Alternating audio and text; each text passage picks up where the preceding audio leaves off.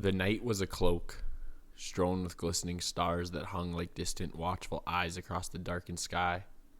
The firmament above was ageless, an infinite tableau of pinpricks of light that seemed, in their cold silence, to bear witness to everything below. Among this cosmic expanse, a solitary figure stood by a roaring fire, its flames leaping and twisting with a wild energy that defied the stillness of the surrounding wilderness. This was no ordinary blaze.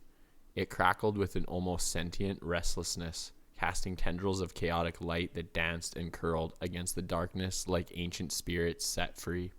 Coyote, the lone figure before the fire, watched it all, his posture quiet, his gaze profound.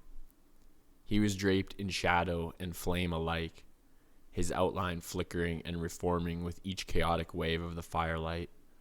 An air of ancient wisdom and mystery hung about him, as though he were both a part of the earthly plane and something beyond it. The fire's glow flickered against his skin, painting his face in shifting shades of red and orange, with sharp shadows cast across his high cheekbones and the gentle curve of his mouth.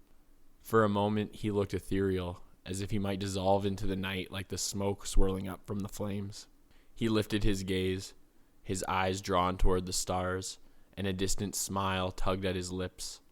In the depths of his irises, reflections of the starlit sky and the tumultuous fire mingled, a universe contained within his gaze. His voice, low and reverent, broke the silence, resonating with a weight that fell as ancient as the stones beneath him.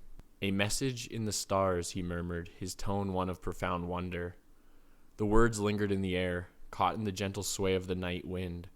Embers stirred from the fire, drifting upward to join the stars, like fragments of light seeking their cosmic counterparts. Coyote raised a hand, tracing an invisible line among the stars, as if connecting them in a pattern only he could see. Each point of light seemed to hold a secret, an untold story woven into the fabric of the night. His fingers paused, suspended, and he let out a quiet chuckle, a smile spreading across his face. "Try to count them all," he said, the smile evident in his voice, tinged with both amusement and reverence. It was a futile challenge, for the stars were beyond mortal reckoning, each one a solitary guardian of distant worlds.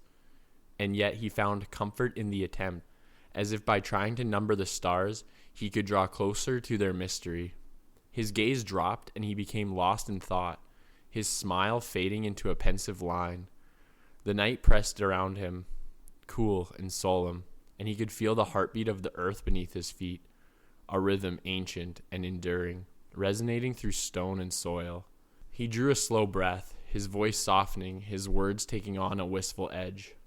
"The spirit rises."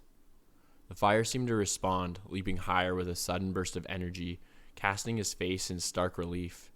For an instant, his expression was illuminated, wistful, touched by an emotion that lingered just beyond words. Shadows shifted and grew, drawing out shapes around him that danced in concert with the flames, twisting and fading, reflections of the fleeting spirits he conjured with his words. He closed his eyes, feeling the fire's warmth pulse against his skin, but the flicker of sadness crept into his voice. The spirit falls. The ground around him grew colder, a chill slipping through the stones beneath his feet.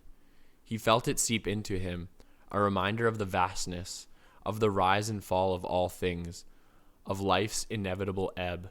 He knelt beside the fire, extending his hands to the stones scattered around it, letting his palms rest upon their cool, worn surfaces, a reminder of the earth's endurance, of light hidden within even the coldest stones.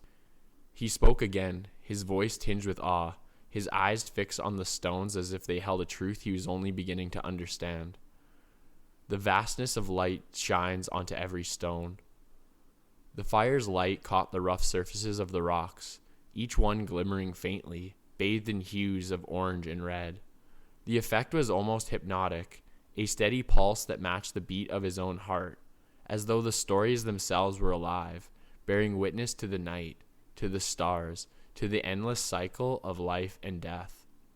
The world around him seemed to still, drawn into a moment of shared silence, a reverence that ran deeper than words. He felt the hum of the earth then, a low vibration that filled the quiet spaces of the night, like the lingering echo of a drumbeat fading into silence. His voice filled with solemnity as he spoke, his words carrying the memory of ages, the weight of countless lives that had come before him, each leaving their mark upon the earth. The fire flickered, swaying as a sudden gust of wind swept through, stirring leaves and dust and making the shadows dance anew. It felt like an echo of voices long past, spirits drawn to the night's intensity, whispering through the wind. He imagined he could feel them, the invisible hands of ancestors, the faint flickers of bones resting deep within the earth, lending their strength to the world that continued above them. He whispered to the unseen, his words barely louder than the wind, a vow both tender and fierce. Flickers from every bone. He took a breath, feeling the night air fill his lungs, cool and grounding, each inhale anchoring him to the present. His gaze lifted once more to the sky, the weight of past and future converging in his chest, a pulse of life that connected him to all things, the stones, the stars, the fire. A glimmer of resolve hardened in his eyes, and he found himself standing taller, a quiet strength settling into his frame. "Now we are here," he said, his voice steady, like an anchor dropped into the shifting currents of the night. The fire seemed to respond, its once chaotic flames calming, shifting from wild erratic bursts to a steady, almost gentle glow. The shadows around him softened, losing their sharp edges, as if finding peace in the stillness he carried within him. The light illuminated his face, casting a warmth that reflected the promise held in his heart, the strength of belonging. He gazed toward the distant horizon, his eyes filled with the memory of countless paths and the promise of those still to be tread. Now the path leads home. For a moment he stood in silence, letting the words echo in his mind, feeling their truth settle into his bones. The fire crackled softly beside him, now a gentle beacon in the darkness, a point of warmth and light that reminded him of the journey, of the place from which he came, and the path that lay ahead. The stars shimmered above, their cold light mingling with the fire's warmth, as if bearing witness to his vow. He knew, in his heart, that they would guide him, that their silent watchfulness would see him through the trials yet to come. They were his compass, his reminder of the vast, unending world beyond his own life and the intricate web that connected all things.